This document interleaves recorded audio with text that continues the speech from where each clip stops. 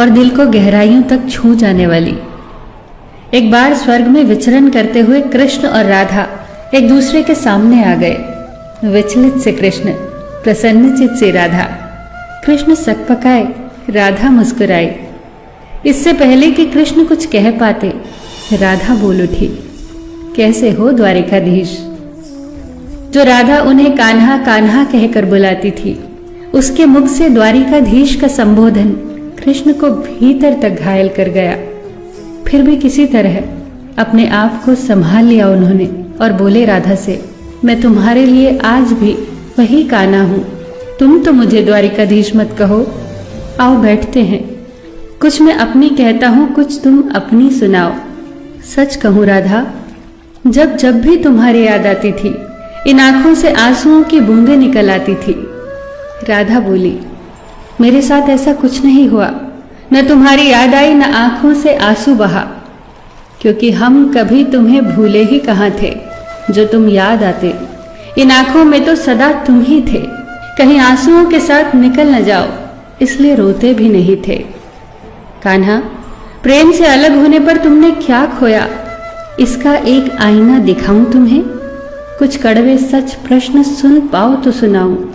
कभी सोचा है इस तरक्की में तुम कितने पिछड़ गए। यमुना के मीठे पानी से जिंदगी की शुरुआत की और समुद्र के खारे पानी तक पहुंच गए। एक उंगली पर चलने वाले सुदर्शन चक्र पर भरोसा कर लिया और 10 उंगलियों पर चलने वाली बांसुरी को भूल गए। कान्हा, जब तुम प्रेम से जुड़े थे तो जो उंगली गोवर्धन पर्वत उठाकर लोगों को विनाश से बचाती थी, प्रेम से अलग होने पर वही उंगली क्या क्या रंग दिखाने लगी। सुदर्शन चक्र उठाकर विनाश के काम आने लगी। कान्हा और द्वारिकाधीश में क्या अंतर होता है बताऊं? कान्हा होते तो तुम सुदामा के घर जाते, सुदामा तुम्हारे घर नहीं आता। युद्ध में और प्रेम में यही तो फर्क होता है।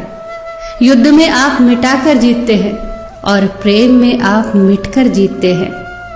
कान्हा, प्रेम में डूबा हुआ इंसान दुखी तो रह सकता है, पर किसी को दुखी नहीं कर सकता। आप तो कई कलाओं के स्वामी हो, स्वप्न दूरदृष्टा हो, गीता जैसे ग्रंथ के दाता हो, पर आपने ये क्या निर्णय लिया? आपने अपनी पूरी सेना कौरवों को सौंप दी और अपने आप को पांडवों के साथ कर लिया। सेना तो आपकी प्रजा थी, राजा तो पालक होता है, उसका रक्षक होता है। आप जैसे महाज्ञानी उस रथ को चला रहे थे जिस पर बैठा अर्जुन आपकी प्रजा को ही मार रहा था। अपनी प्रजा को मरते देख आप में करुणा नहीं जगी, क्योंकि आप प्रेम से शून्य हो चुके थे। आज भी धरती पर जाकर देखो, आपकी द्वारिकाधीश वाली छवि को ढूंढते रह जाओगे। हर जगह, हर मंदिर में मेरे ही साथ खड़े नजर आओगे। मैं जानती हूं कान्हा, लोग गीता के ज्ञान की बात करते हैं, उसके महत्व की बात करते हैं, पर धरती के लोग युद्ध वाले द्वारिकाधीश पर नहीं, प्रेम वाले कान्हा पर भरोसा करते हैं। गीता में मेरा दूर दूर तक नाम नहीं है, पर आज भी लोग उसके समापन पर राधे राधे कहते हैं।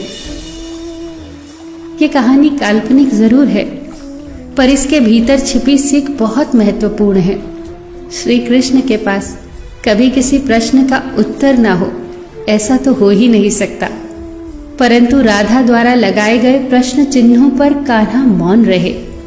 यही तो है प्रेम में समर्पण का भाव। पराक्रम में हमें हर किसी को हराना होता है, तब भी हम जीतकर भी हार जाते हैं, परंतु प्रेम में एक ही कईयों का दिल जीत लेता है।